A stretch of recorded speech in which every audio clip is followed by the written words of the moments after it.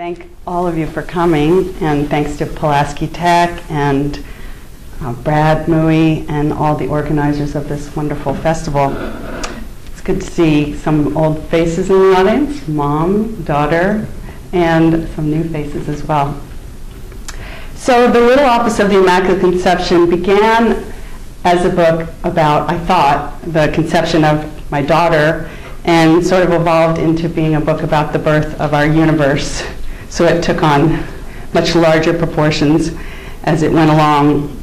So I'm going to read mostly poems from the book and then one new poem today. I'm going to start with a poem, appropriately enough. I think it's almost Earth Week, isn't it? Poem in the voice, in the persona. I have this all marked up and I can't find my pages. The persona of Mother Earth. So this is not me speaking, this is planet Earth. It's called I Live on Milk Street. Via Lactea, to be exact. Once it was the path to Zeus's palace, then a creamy cul-de-sac. Now they just keep widening and widening. Its origin? On that, the jury's still out. It could have been paid by the holy people who crawled to the surface through a hollow reed, then formed my kind from ears of white and yellow corn. Some say it was born of Juno's wrath, a wrath that tore her breast from a suckling infant Hercules, her no-good hubby once again knocking up a mortal. What spurred it up, they tell me, begat this little avenue, this broad and ample road, where I merry-go-round with my 200 to 300 billion neighbors, give or take a billion or two. Then again, it might all have been cooked up by raven. My street has the mass of a trillion suns, my roundabouts a black hole. My backyard abuts with my dear friend Io's. She's always asking me to come on over, but enduring speeds upward of 106,000 miles per hour usually means I'm waving from the porch. On the plus side, the ash from her many volcanoes does wonders for my whispering bells. I do wish I could get to know the leptons, though. I invite them to my cookouts, but they're off to hither and yon. And I don't mean to be catty, but it's high time Ms. Nuclear Bulge ponied up for some high-power spanks. I know there's a whole lot else out there. Starbursts, whirlpools, Magellanic clouds. But I'm busy enough keeping up with the slugs attacking my pole beans, making sure the garbage goes out. Truth be told, I'm happy right here where I am, lulled by my own sweet byway's hazy halo. Its harmony of traffic. So in this next poem, I really did start getting interested in the big picture away from just my little daughter being conceived and born, although that was pretty big too. There's poems about that. But then I just started thinking about if we came upon intelligent life out there and what I would say. And I'm sorry, but the speaker in this poem punches out an alien, and I just want to say that I'm not really angry at the alien as much as the time we maybe waste worrying about intelligence. I mean, I'd be very excited to find out there was life out there, but that there's a lot of life down here that we could be more focused on. That's all. So this is called What I Will Tell the Aliens. I will tell them about our clapping, our odometers, and our skillets. I will take them to a place of fierce lightning, to a place of tombstones and of gridlock, and I will tell them of geckos, of ecstatic moments, all about our tchotchkes, our temples, our granite-countered kitchens. Give me an alien and I will give it a story of unfathomable odds, of erections and looting. Show me an alien and I will show it the sorrows of the centuries, all wrapped up in a kerchief, all wrapped up in a grandmother's black wool coat. Bring me an alien right now, and I will show it the misery of stilettos, of pounding out tortillas and gyros. Please send me an alien, and I will give it a bloody nose, and then I will show it a great humanitarian gesture, 10,000 tents when 600,000 are needed. Let me talk to these aliens about shoe shiners and rapture, of holidays and faxes. Let me pray with the aliens for the ice to stop melting, for the growths to stop growing, for a gleam to remain on our lips long after the last greasy French fry is gone.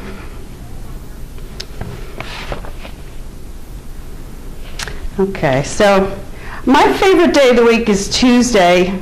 I grew up on the East Coast. I'm in Seattle now, but I still get the New York Times daily. We've decided Sunday's too much paper, too many trees. But on Tuesday comes the Science Times. The dining section's good too, but Tuesday. So on the day this poem began, this was the main story of the Science Times section. After reading, there might be an infinite number of dimensions. I'm thinking today of how we hold it together, arrive on time with the bottle of Zinfandel, a six-pack of Scuttlebutt beer, how we cover our wrinkles with visible lift, shove the mashed winter squash into the baby's mouth, how we hold it all together despite clogged rain gutters, cracked transmissions, a new explanation for gravity's half-hearted hold. I'm wondering how we do it. Comb the tangles from our hair, trim the unwieldy camellia, speak to packed crowds about weight loss or fractals. I'm wondering how we don't fall to our knees, knowing a hardened pea lodged in the throat can kill, knowing liquids are banned on all commercial flights. Leaves fall, the baby sucks her middle fingers. Meanwhile, the refrigerator acquires an unexplainable leak. Meanwhile, we call the plumber, open wide for the dental hygienist, check each month with tentative circlings our aging breasts. Somehow each morning, the coffee gets made. Somehow each evening, the crossing guard lifts her fluorescent orange flag, and a child and her father cross the glistening street. I'm going to move on a little bit to the domestic with that poem sort of as a segue. This is actually an Ars Poetica. I didn't realize it at the time, but I thought I was writing about sewing, but I think I was writing about how to write a poem. It's called How to Sew. You need a mouthful of pins. You need a simplicity pattern, the onion skin sheets explaining with dotted lines, with numbers and arrows, palazzo pants, a hooded dress. The best part is the store owner, her rhinestone pince-nez glasses, how she flips and flips her chosen bolt, lavender fabric spilling out like a colossal ribbon candy. The best part is the sound of scissors slicing through a polycotton blend. You will need to learn about edges, about gathers. Meanwhile, the whole contraption disguised to look like a table. Meanwhile, lifting the lid, reaching in for the smooth black cat, needle for a mouth. Meanwhile, threading the bobbin, the squeaking of the foot pedal. You will discover there is satisfaction in edge stitching and stitch ripping. You will wear the flawed apron, but only you will know the flaw. You will learn to tie off knots. And let's see, 3 more. I think I'm torn about the next.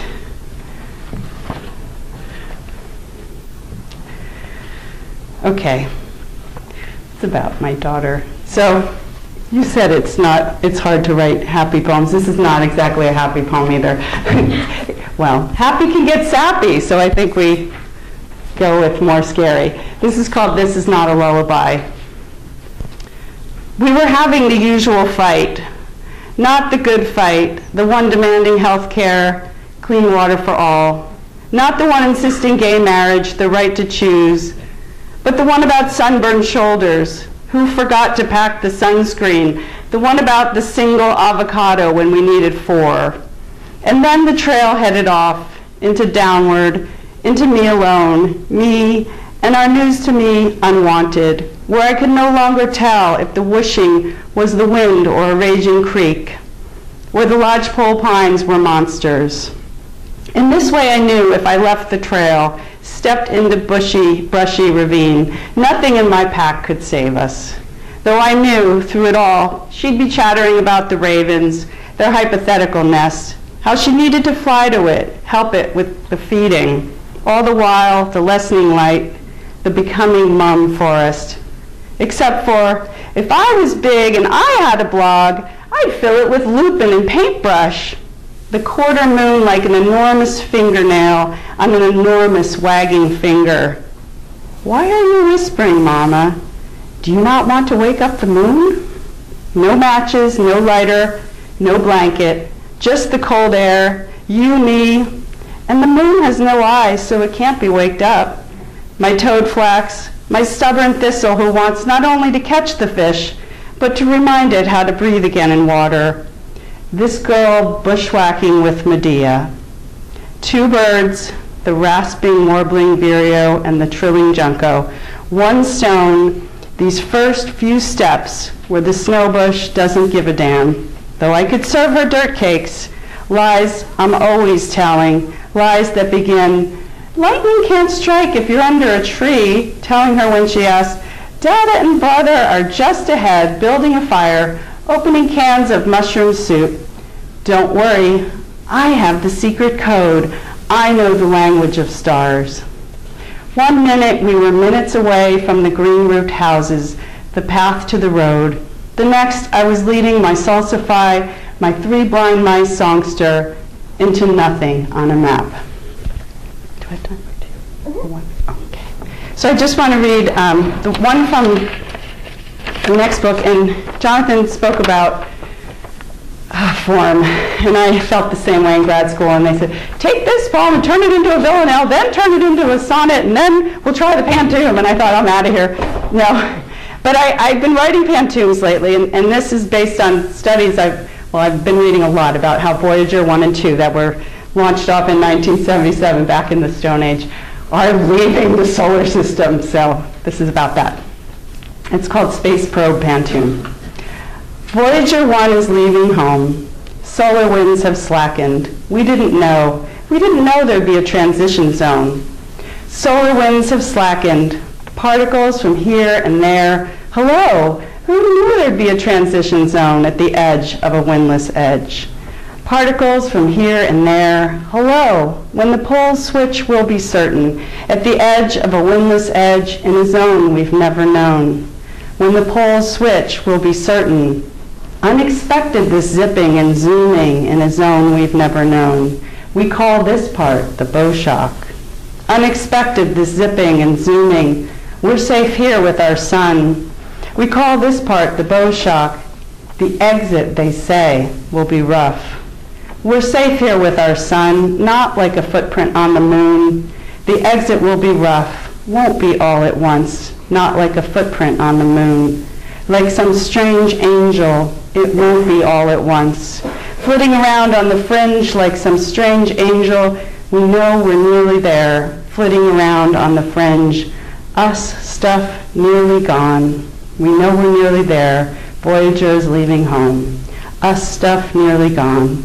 We didn't know. We didn't know. So if you ever want to write a poem where you only have to use half the lines and you repeat them, write a pantoum. You get double the bang for your buck. I'm going to finish with the last poem in the book, and I wanted just to say thanks for coming again. I look forward to chatting after. It's called It's All Gravy. A gravy with little brown specks.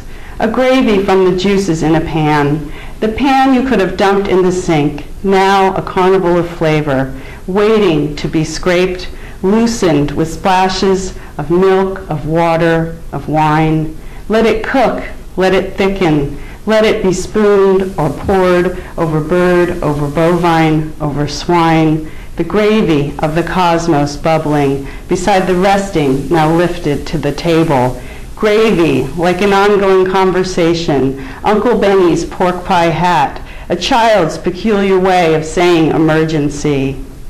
seamlessly with sides of potato, of carrot, of corn, seamlessly while each door handle sings its own song, while giant cicadas ricochet off cycads and jellyfish sting, a gravy like the ether they swore the planet swam through, luminiferous, millions of times less dense than air, ubiquitous, impossible to define, a gravy like the God Newton paid respect to when he argued that to keep it all in balance, to keep it from collapsing, to keep all the stars and planets from colliding, sometimes he had to intervene, a benevolent meddling like the hand that stirs and stirs as the liquid steams, obvious and simple, everything and nothing, my gravy, your gravy, our gravy, the cosmological constants, glutinous gravy, an iridescent and variably pulsing gravy,